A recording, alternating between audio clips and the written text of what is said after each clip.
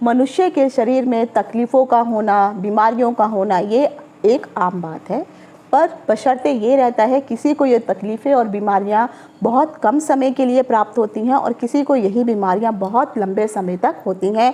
और कई बार कुंडली में तो मैंने ऐसी भी ग्रहों की स्थिति देखी है कि जब तक वो जातक जीवित है और जब तक उसको मृत्यु प्राप्त नहीं होती है तब तक वो बीमारियां उसका पीछा नहीं छोड़ती हैं। इन सब चीज़ों का कारण होता है आपके पिछले जन्मों का कर्म।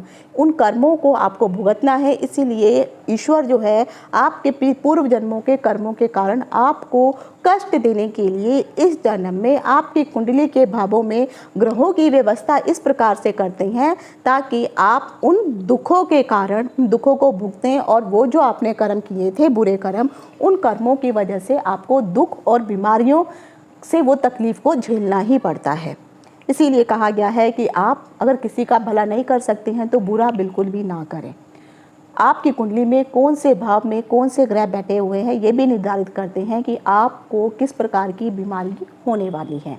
आज के इस वीडियो में मैं आपको बताने वाली हूँ लगन के अनुसार 1 से लेकर के 12 लगन होते हैं। अगर आप मेष लगन से लेकर मीन लगन के जितने भी जातक हैं उनको भविष्य में किस प्रकार की बीमारियाँ हो सकती हैं, और अगर वो बीमारियाँ अभी आप छोटे हैं या पहले से ही आपको पता चल जाता है तो आप कोशिश करिए कि जो उपाय मैं आपको बताऊंगी इन उपायों को आप पहले से ही अगर शुरू कर देती हैं, या इस प्रकार के जो योग मैं बताने वाली हूँ ये योग अगर आपकी कुंडली में बन रहे हैं तो बेटर होगा कि आप किसी अच्छे ज्योतिषी से अपनी कुंडली का कंसल्ट जरूर करिए, परामर्श जरूर लीजिए और फिर उसके अनुसार जो है आप उपाय करना शुरू करिए ताकि वो जो रोग है वो इतना बड़ा ना हो जाए कि तिल का ताड़ ना बन जाए, तो बाद में आपको उसको भुगत पाना बहुत ही मुश्किल हो जाएगा। अगर आप बीमारियों के लिए अगर आप कुंडली का ये जो भाग देख रहे हैं इसमें बीमारियां पहले तो आपको समझ में आना चाहिए कि कौन से भाव से आपको बीमारियां देखनी हैं। साथ ही साथ कुंडली में इन भावों में जो मैं आपको भाव बताने वाली हूँ इन भावों में कौन से ग्रह बैठे हुए हैं, किस प्रकार के आपको ये फल दे रहे हैं, उनकी राशि कहाँ पर बैठी हुई है, तो इन चीज़ों के बारे में आपको जानकारी होना अत्यंत आवश्यक है। देखा जाए तो राशियां भी इसमें बहुत अधिक महत्वपूर्ण होती हैं, तो राशि के स्वामी और भाव ये तीनों की जानकारी आपको होना ज़रूरी है। इसके कारण फिर आप समझ सकते हैं कि अगर फ्यूचर में जो मैं चीज़ें आपको बता रही हूँ इस प्रकार से अगर आपको प्रॉब्लम हो रही है तो आप इनसे किस प्रकार बच सकते हैं। तो आपके लगन के अनुसार आपको किस प्रकार की बीमारी होने का संकेत भविष्य में दिखाई दे रहा है, ये कैसे आपको पता चलेगा, इन चीज़ों की जानकारी लेकर के मैं डिम्पल शांडिल्य ज्योतिष सतह ज्ञान सागर के माध्यम से अपने सभी नए और पुराने दर्शकों का हार्दिक स्वागत करती हूँ। नमस्कार। ओम नमः शिवाय। जय हो शंकरा, आदिदेव शंकरा, तेरे जाप के बिना चले ये सांस किस तरह। मेरा कर्म तू ही जाने, क्या बुरा है क्या भला, तेरे रास्ते पे मैं तो आंख मूंद के चला। तेरे नाम की जोत ने सारा हर लिया तमस मेरा। नमो नमो शंकरा, भोलेनाथ शंकरा, रुद्रदेव हे महेश्वरा। तो सबसे पहले आपको राशियों के बारे में पता होना चाहिए। राशियां जो है कुल मिलाकर के 3 प्रकार की होती हैं, चर राशि, स्थिर राशि, द्विस्वभाव की राशि। तो याद रखिए इन जो चर राशि अगर आपके रोग के जो भाव हैं तो सबसे पहले तो आपको मैं ये बताने वाली हूँ कि आखिर रोग के लिए कुंडली में कौन सा भाव देखा जाता है। अगर हम वैसे तो देखा जाए तो सारे भावों से ही आप रोगों को देख सकते हैं। मैंने एक जो था वीडियो बनाया है जिसमें मैंने बताया था कि कुंडली के कौन से भाव से कौन सी राशि आपके शरीर के कौन से अंग को प्रभावित करेगी। उस वीडियो का लिंक मैं आपको डिस्क्रिप्शन बॉक्स में दे दूँगी, आप उस वीडियो को ज़रूर देखिए। जब तक आप उस वीडियो को नहीं देखेंगे तब तक इस वीडियो से रिलेट कर पाना आपके लिए मुश्किल हो जाएगा। आप उसमें मैंने प्रॉपर तरीके से बताया है कि अगर मेष राशि है तो आपके शरीर के कौन से अंग को क्या प्रॉब्लम हो सकती है, वो मेष राशि शरीर के कौन से भाव में बैठी हुई होती है और इसका आपको क्या असर होता है। तो पहले तो आपको लगन के अनुसार और भावों के अनुसार जो है राशियों के बारे में पता होना चाहिए। फिर आपको ये पता होना चाहिए कि जो भी भाव में जो राशियां बैठी हैं और उनके जो स्वामी कहाँ पर बैठे हैं, वो स्थिर भाव में बैठे हैं, चर भाव में बैठे हैं या द्विस्व भाव में बैठे हैं। मान लीजिए कोई भी राशि जो है अगर वो चर राशि में, कोई एक भाव में चर राशि बैठी हुई है, वहाँ पर आपको ग्रह किस प्रकार का फल देंगे और किस प्रकार की बीमारी होगी और उससे आपको कैसे निजात मिलेगी या नहीं मिलेगी, वो कैसे देखना है। तो सबसे पहले आपको देखना होगा, ये आपका जो दूसरा भाव है, आपका 7वां भाव और आपका 8वां भाव, ये आपके मृत्यु के भाव कहलाते हैं। तो कभी भी अगर जातक की जो मृत्यु होती है, इन भावों में बैठे हुए ग्रहों से ही निर्धारण किया जा सकता है कि आपका जो अंतिम समय है वो किस प्रकार की बीमारी से आप उस समय जूझ रहे होंगे या फिर कौन सी प्रॉब्लम होगी जब आपकी मृत्यु होगी। अगर आप बीमारी देखना चाहते हैं तो बीमारी के लिए आपका 6ठा भाव और कई बार जो है आपका 11वां भाव, ये और आपका 8वां भाव, इन भावों को भी देखना बहुत अधिक जरूरी है। इन भावों से पता चलता है कि आपके शरीर में किस प्रकार के रोग हैं। हालांकि देखा जाए तो पूरे 12 के 12 भाव भी ये प्रदर्शित करते हैं कि कौन से भाव से कौन सा रोग देखा जाएगा, इसके कारक भी आपको पता होने जरूरी हैं। लेकिन अभी सबसे पहले मैं आपको बताऊंगी कि लगन के अनुसार, यानी अगर आपका जो 6ठा भाव है, 8वां भाव है और जो 11वां भाव है, ये रोग के भाव भी माने जाते हैं, बीमारियों के भाव भी माने जाते हैं। यदि इन भावों में अगर कोई ग्रह बैठा हुआ है और वो ग्रह शुभ स्थिति में नहीं है, पीड़ित ग्रह है, दुष्ट ग्रहों से बहुत अधिक पीड़ित है, तो उससे संबंधित रोग आपको अधिक हो सकते हैं और आगे चल के ये रोग आपको परेशानी का कारण भी बन सकते हैं। जो रोग हो सकते हैं वो लगन के अनुसार मैं आपको बताऊंगी। फिर आपको अपनी कुंडली देखनी है कि आप कौन सी लगन से संबंधित हैं। तो आपको ये चीज़ें अगर हो रही हैं तो आपको समझ में आ जाएगा इसके पीछे का कारण क्या है। यदि इन भावों में जो 6ठा भाव है, 8वां भाव और 11वां भाव है, यहाँ पे कोई शुभ ग्रह आकर के बैठे हुए हैं तो जरूर आपको कोई ना कोई बीमारी तो होगी, लेकिन वो लंबे समय तक नहीं होगी और जल्दी ही उसका निदान आपको मिल जाएगा और आप एकदम ठीक हो जाएंगे। कई बार मैंने ऐसे भी लोगों को देखा हुआ है, जिन लोगों को बीमारी तो होती है, इवन कैंसर तक भी हो जाता है, लेकिन ये जो कैंसर है आगे चल के अगर आप देखेंगे तो उनका कैंसर ट्रीटमेंट के बाद ठीक भी हो जाता है। लेकिन कई बार जो है सारे ट्रीटमेंट हो जाते हैं, सब बड़ी बड़ी बीमारियों के एक सर्जरी वगैरह तक भी हो जाती है, उसके बावजूद डॉक्टर के अनुसार जो है अब ये प्रॉपर ठीक हो गए हैं, लेकिन कुछ समय के 50 साल 2 साल के बाद वही बीमारी फिर से उभर करके आ जाती है। ये सब आपके ग्रहों के, यानी दुष्ट ग्रह और क्रूर ग्रह अगर वहाँ पे बैठे हैं तो उसके कारण आपको होगा। अगर इन भावों के स्वामी शुभ स्थिति में नहीं बैठे हैं, शुभ ग्रहों की दृष्टि अगर इनके ऊपर नहीं पड़ रही है, तो ये बीमारी जब तक आप जीवित हैं और जब आप मृत्यु को प्राप्त होंगे तभी जाकर के ही इस बीमारी का निदान होगा, अदरवाइज नहीं होगा। जैसा मैंने राशियों के बारे में बताया है, अगर कोई भी बीमारी अगर आपको हो रही है, किसी को मान लीजिए, किसी को एक एग्जांपल मैं देती हूँ, जैसे ये जो है आपका 11वां भाव है, 11वें भाव से आपका जो है लेफ्ट साइड का कान भी देखा जाता है, आँख भी देखी जाती है। तो अगर एक एग्जांपल के अनुसार मैं बताती हूँ, सोच लीजिए यहाँ पर केतु आके बैठे हुए हैं। अगर 11वें भाव में केतु बैठे हैं, अब आपको ये भी देखना है कि केतु कौन सी राशि में बैठे हुए हैं, वो चर राशि में है, स्थिर राशि में है या द्विस्व भाव की राशि में है। मान लीजिए अगर यहाँ पे केतु चर राशि में आकर के बैठे हैं और आपको कान से संबंधित कोई रोग हो गया है, तो ये रोग आएगा तो सही, लेकिन इसका ट्रीटमेंट अगर आप अच्छे से करेंगे तो ये रोग आराम से ख़त्म भी हो जाएगा। अभी यही रोग जो है, अगर मान लीजिए यहाँ पर केतु जो है द्विस्व भाव की राशि में आकर के बैठा है, तो द्विस्व भाव की राशि में भी यही होता है कि ये रोग आपको आएगा सही, आप इसका ट्रीटमेंट कराएंगे, हो सकता है आपकी सर्जरी तक भी हो जाए, क्योंकि केतु जहाँ बैठा है सर्जरी हमेशा देता है, तो आपकी सर्जरी तक भी हो जाए, लेकिन सर्जरी के पश्चात इसके जो भी रिजल्ट आएंगे वो रिजल्ट आपके फेवर में होंगे और आपका ये रोग है पूरी तरीके से समाप्त हो जाएगा, वो पुनः वापस नहीं आएगा। लेकिन अगर यहीं पर केतु जो है स्थिर राशि में अगर आकर के बैठ जाता है, आप सर्जरी करवा लीजिए, आप कितने भी ट्रीटमेंट करवा लीजिए, लेकिन ये रोग उन्हें वापस अवश्य आएगा। इसीलिए मैंने ऐसे बहुत सारे लोगों को देखा है, सर्जरी हो जाती है, इतने सारे ट्रीटमेंट वो कर लेती हैं, कुछ समय के लिए उनको निजात मिलती है, लेकिन वह रोग पुनः न किसी कारण वापस आता है और बाद में उनकी मृत्यु भी उस रोग के कारण ही होती है। तो ये चीज़ आपको जाननी जरूरी है। आपको पता होना चाहिए चर राशि, स्थिर राशि और द्विस्वभाव राशियाँ कौन सी होती हैं।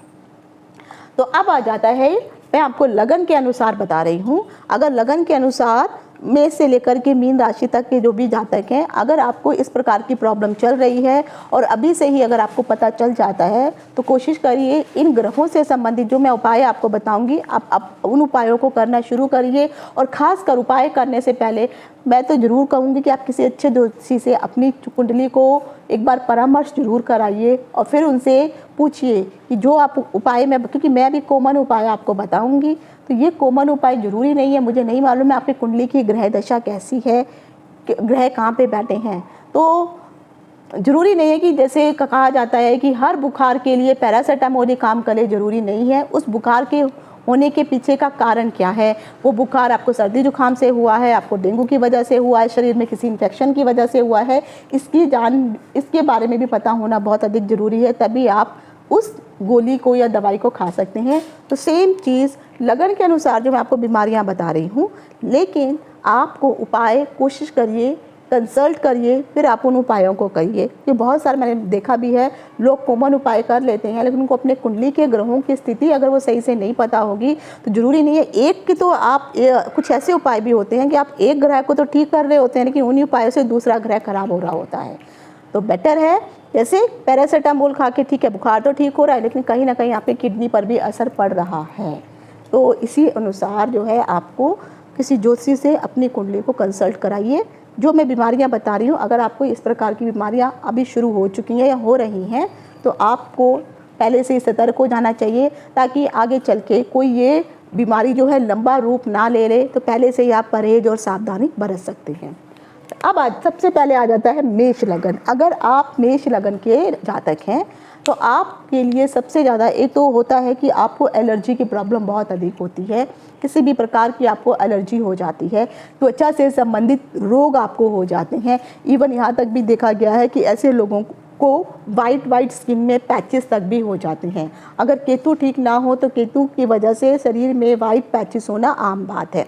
ऐसे लोगों को स्पीच डिसऑर्डर यानी बोलने में भी प्रॉब्लम आती है। कई लोग बचपन में बहुत देर के बाद बोलना शुरू करते हैं, कई लोग शब्दों का सही से उच्चारण नहीं कर पाते हैं, बात करने में अटकते रहते हैं, तो इनको ये इशू अवश्य रहते हैं। ऐसे लोगों का नर्वस सिस्टम जो है बहुत जल्दी ब्रेक डाउन हो जाता है, उसमें बहुत इशू रहती हैं, वो बहुत जल्दी जो है घबराना शुरू कर देते हैं, उनको छोटी छोटी चीज़ों में ही वो बहुत जल्दी नर्वस हो जाते हैं। हालांकि देखा जाए तो मेष राशि के स्वामी मंगल होते हैं, ऐसे लोग अग्रेसिव होते हैं। ऐसे लोगों का अगर आप बॉडी देखेंगे तो इनकी बॉडी एक एथलीट की बॉडी होती है। उस बॉडी से देखने में आपको स्ट्रांग लगेंगे, लेकिन उनका जो मानसिक जो इश्यूज़ होते हैं, मानसिक परेशानियाँ इन लोगों को लगी रहती हैं। खास ही खास देखा जाए तो इन लोगों को जो है गर्मी से संबंधित प्रॉब्लम्स बहुत अधिक होती हैं। तो गर्मी बर्दाश्त होना या लू वगैरह लग जाना ये नॉर्मल बात होती है, तो आपको इन चीज़ों से बचना चाहिए। अगर आपका जो है लगन वृष लगन है, वृष लगन के जातक जो है अगर देखा जाए तो इसके स्वामी जो है शुक्र होते हैं। तो खासकर ऐसे लोगों जो है जो वृष लगन के हैं, शुक्र इसके स्वामी होने के कारण आप लोगों में जो है सेक्सुअल एक्टिविटी जो है बचपन में ही जल्दी से ही आप में शुरू हो जाती है। यानी ये 12-13 की एज में ही इनको जो है इस प्रकार की आदत लग जाती है, जिसके कारण आगे चल के इनको हार्मोन्स प्रॉब्लम होनी शुरू हो जाती है। और ख़ासकर अगर जो लड़के होते हैं, अगर ये इतनी जल्दी ही सेक्सुअली एक्टिव हो जाते हैं या लड़कियां भी सेक्सुअली एक्टिव हो जाती हैं, तो इनको जो है सेक्स से संबंधित आगे प्राइवेट पार्ट से संबंधित किसी भी तरह की कोई बीमारी होने का प्रॉब्लम हो जाता है। लड़कों में आगे चल के जो है ये इनके हार्मोन्स इतने वीक हो जाते हैं कि आगे ये बेबी प्रोड्यूस नहीं कर पाते हैं। तो ये हार्मोन्स प्रॉब्लम होना आपके लिए आम बात होती है। साथ ही साथ ऐसे लोगों को मूत्र से संबंधित आपके जो प्राइवेट पार्ट है, जहाँ से आप मूत्र आदि विसर्जन करते हैं, यहाँ से भी आपको इस एरिया में कुछ ना कुछ इशू लगे रहते हैं। आप लोगों को कफ कोल्ड की शिकायत हो जाती है, कफ अधिक मात्रा में रहता है, आपके पेट और आपके लीवर में भी किसी प्रकार का कोई इन्फेक्शन होने की संभावना आपको दिखाई देती है। ऐसे लोगों को कान से संबंधित भी कुछ ना कुछ छोटे मोटे सामान्य रोग हो सकते हैं। अब जो मैंने आपको ये लगन के अनुसार बीमारियां बताई हैं, तब आपको ये भी देखना है कि कौन सी राशि में और कौन से भाव में उस का स्वामी बैठा हुआ है। तब आपको ये जो बीमारियां हैं, ये अगर स्थिर राशि में नहीं है तो ये बीमारियां आएंगी, और स्थिर राशि में अगर ये बैठी हैं तो इन बीमारियों से निजात पाना इतने जल्दी आसान नहीं होगा। अगर आप मिथुन लगन के हैं तो आपके स्वामी जो है बुध ग्रह माने जाते हैं।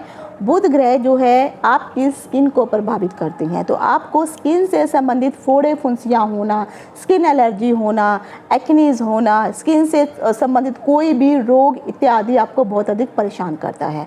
ऐसे लोगों को जो है हाई ब्लड प्रेशर और लो ब्लड प्रेशर तक की भी प्रॉब्लम आ सकती है। चोट लगने का भय भी आपको बहुत अधिक बना रहता है, और ख़ासकर हृदय से संबंधित, दिल से संबंधित कोई भी तकलीफ़ या रोग आगे चल के फ्यूचर में आपको हो सकता है। तो आपको पहले से ही इन चीज़ों के लिए आपको सावधान रहना चाहिए। अब आ जाता है कि अगर आप कर्क लगन के स्वामी हैं तो कर्क लगन के जो स्वामी होते हैं वो देखा जाए तो चंद्रमा माने जाते हैं। तो यहाँ पर एक तो ऐसे लोगों को कफ कोल्ड से संबंधित बहुत अधिक इश्यूज बने रहते हैं। आप लोगों के लिए पेट से संबंधित, लीवर से संबंधित कोई भी खराबी हो सकती है, पेट से संबंधित रोग हो सकते हैं। ऐसे लोगों की मति भ्रष्ट हो जाती है। अगर चंद्रमा अच्छी स्थिति में नहीं बैठा है, शुभ स्थिति में नहीं है, बुरे ग्रहों की दृष्टि उनके ऊपर अधिक पड़ रही है, तो ऐसे लोगों को मति भ्रम अधिक हो जाता है। यानी वो इल्यूजन में ही जो है घूमते रहते हैं। उनको लगता है बस ये हो जाएगा, वो हो जाएगा, लेकिन होता कुछ नहीं है। तो मति भ्रम होना इन लोगों के लिए आम बात होती है। ऐसे लोगों को कफ होना, कफ से संबंधित, छाती से संबंधित प्रॉब्लम होना उनके लिए आम बात होती है, और इसकी संभावना ज़्यादातर बनी रहती है। सर्दी जुकाम सर्दी के दिनों में हो जाए नॉर्मल बात है, लेकिन ऐसे लोगों को गर्मी के दिनों में भी सर्दी जुकाम की संभावना कहीं ना कहीं किसी न किसी रूप से बन ही जाती है। अब आ जाता है, अगर आप सिंह लगन के स्वामी हैं, आपके लगन में 5 नंबर लिखा हुआ है, तो सिंह लगन जो है देखा जाए तो यह सूर्य इसके मालिक होते हैं, और सूर्य को नवग्रहों में राजा की संज्ञा दी गई है। ऐसे लोगों को मानसिक संताप बहुत अधिक होता है। क्यों? क्योंकि एक तो इनके अंदर अग्रेशन बहुत ज़्यादा होता है, अग्रेसिव बहुत जल्दी हो जाते हैं, किसी भी चीज़ इनसे बर्दाश्त नहीं होती है, और इन लोगों को चोट चपेट लगना इसका भय अधिक बना रहता है। क्योंकि अग्रेसिव होने के कारण ये खुद ही आप बैल मुझे मार वाली परेशानियां लेने लगते हैं।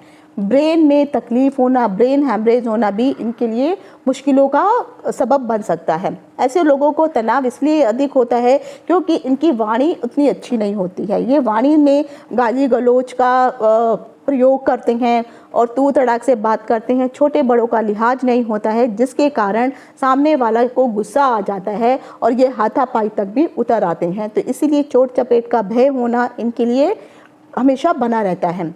ब्रेन में तकलीफ तो होगी ही होगी, साथ ही साथ जैसे मैंने कहा कि आपको एलर्जी भी होगी। वाणी पे सबसे पहले आपको कंट्रोल आदि रखना होगा, तभी जाकर के इन परेशानियों से आप निजात कर पाएंगे, नहीं तो ये परेशानियां ज़िंदगी भर आपको लगी रहेंगी। और इन लोगों को अग्नि से संबंधित भय बहुत अधिक होता है।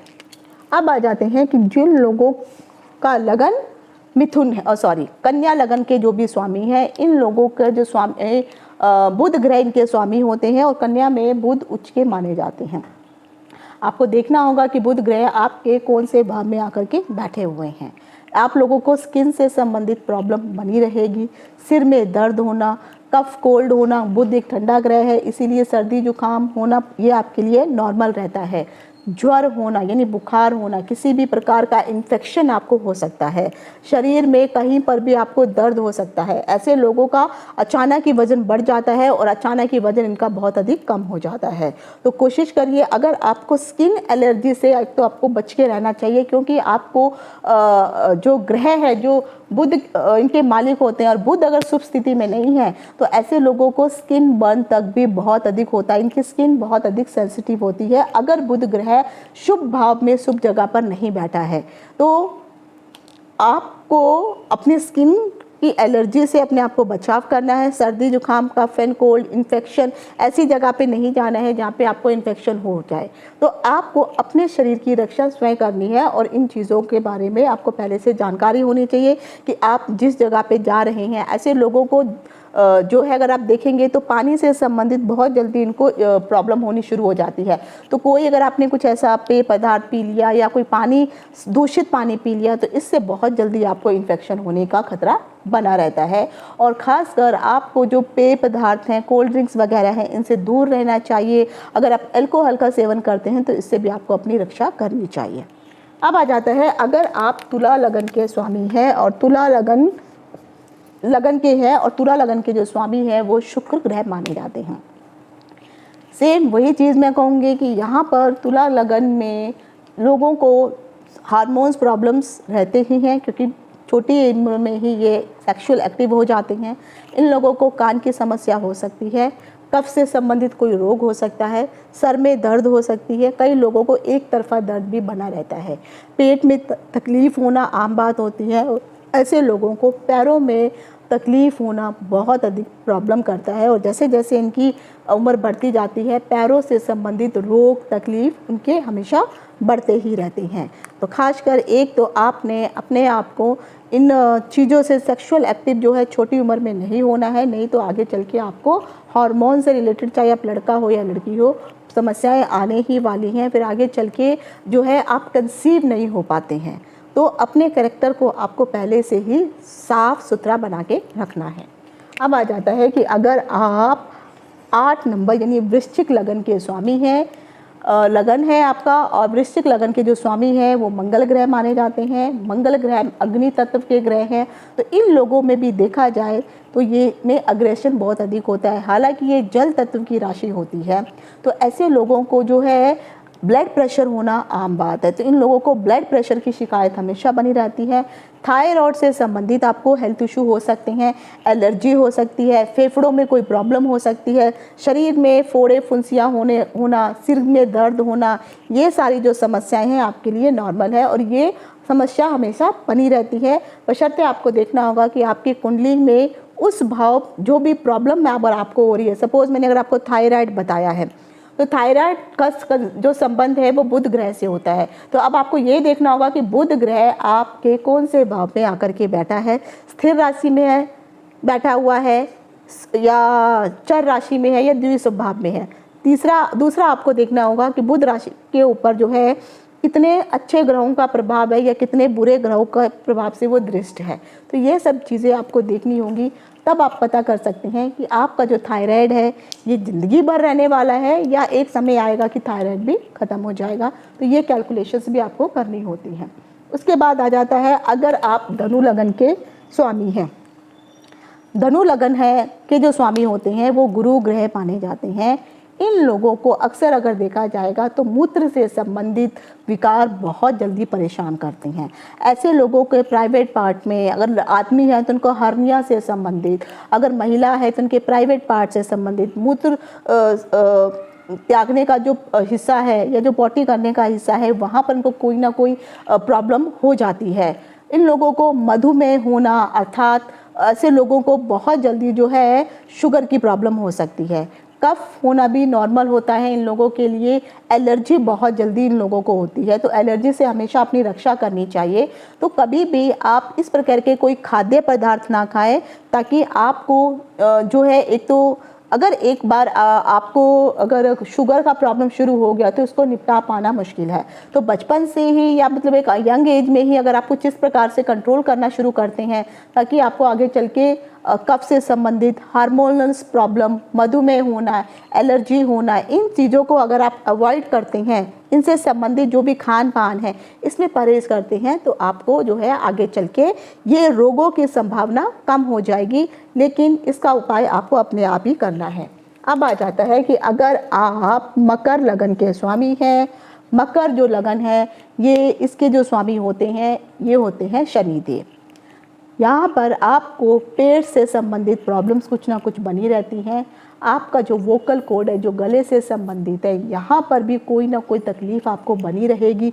स्पीच में भी इशू आ जाता है, दुर्घटना का भय आपके ऊपर बना रहता है, पैरों में तकलीफ़ होना, घुटनों में तकलीफ़ होना भी आपको हमेशा सताता रहेगा। आपको ब्लड प्रेशर की प्रॉब्लम बनी रहेगी, ब्लड प्रेशर कभी ऊपर होगा कभी नीचे होगा।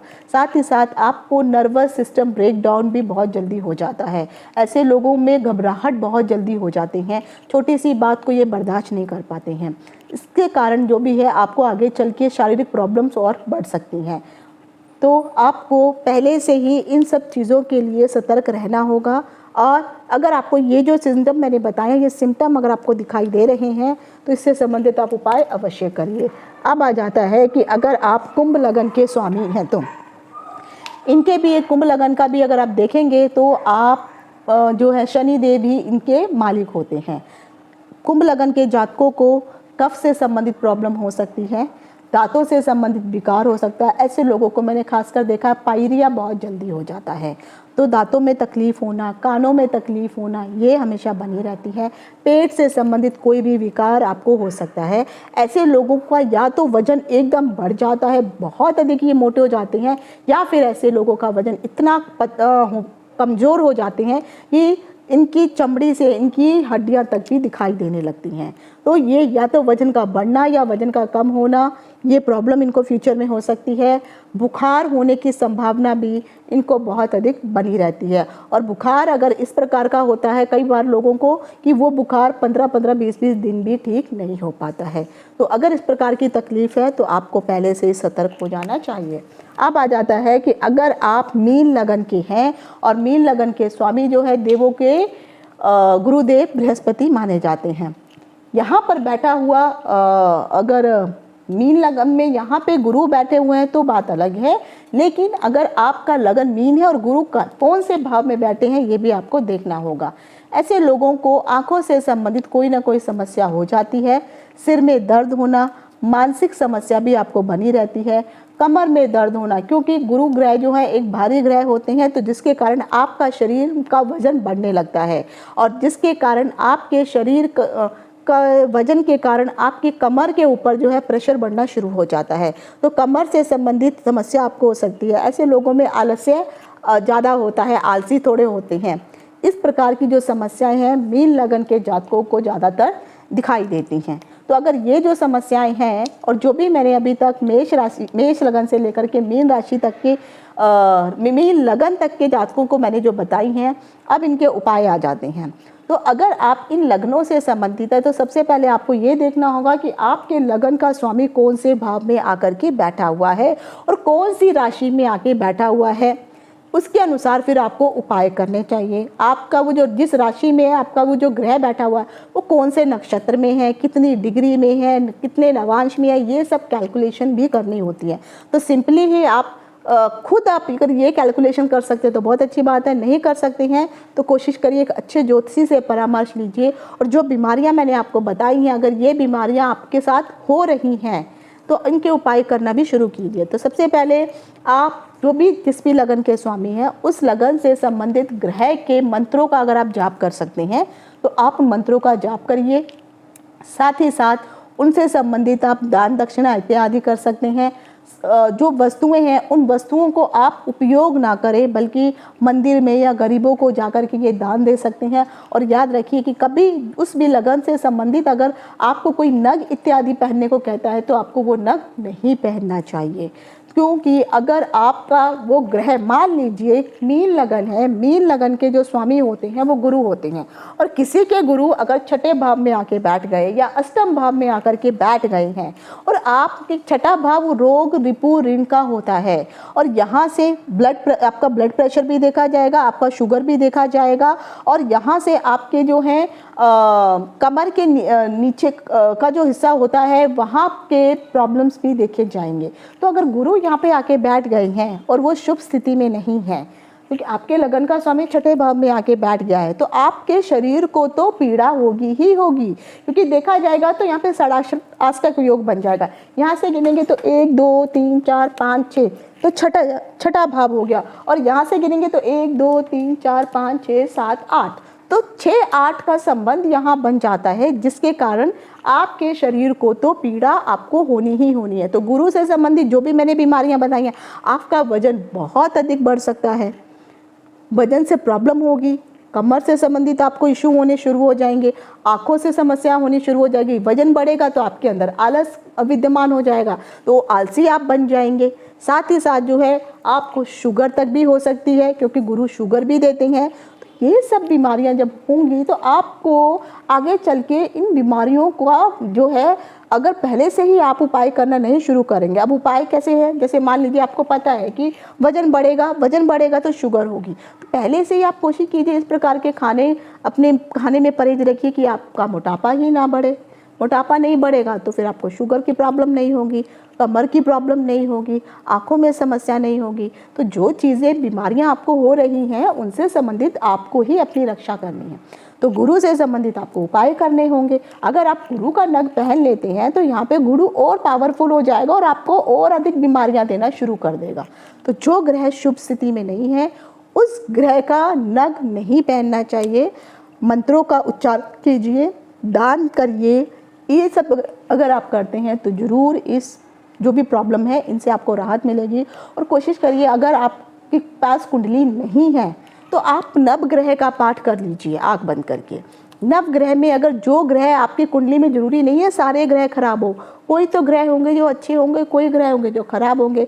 अच्छे ग्रह हैं अगर आप मंत्रोच्चारण करते हैं तो वो और अच्छा फल देंगे, और बुरे ग्रह हैं और उनका मंत्रोच्चारण करते हैं, नवग्रह का पाठ करते हैं, तो आपको जो है उन बुरे ग्रहों का दुष्परिणाम कम मात्रा में मिलेगा पर कम मिलेगा। जैसे मैंने कहा, बहुत लोगों को बीमारी होती है तो बीमारी जो है कई बार ठीक भी हो जाती है। तो हो सकता है आपके पिछले जन्म के कर्मों के कारण आपको जो बीमारी मिली है, लेकिन मंत्र जाप की वजह से आपको वो जो पीड़ा इतनी होनी थी अब वो इतनी हो जाएगी, पर पीड़ा तो होगी ही होगी। साथ ही साथ अपनी कुंडली को एक ज्योतिषी से कंसल्ट जरूर कराइए जो अच्छे से कुंडली का विश्लेषण कर सके। और अगर आप अपनी कुंडली मुझसे दिखवाना चाहते हैं तो मेरे यहाँ पे आपको व्हाट्सएप नंबर फ्लैश हो रहा है, इस नंबर पे आप मुझे व्हाट्सएप पे मैसेज कर सकते हैं। आगे की जो भी टर्म्स एंड कंडीशन है वो आपको पता चल जाएंगी, फिर आप मुझसे भी कंसल्ट कर सकते हैं। तो ये थे बीमारियों से संबंधित, लगन के अनुसार आपको कौन कौन सी बीमारियाँ हो सकती हैं उससे संबंधित बीमारियों की जानकारी और उपचार। तो आज यहीं तक। इति शुभम, नमस्कार।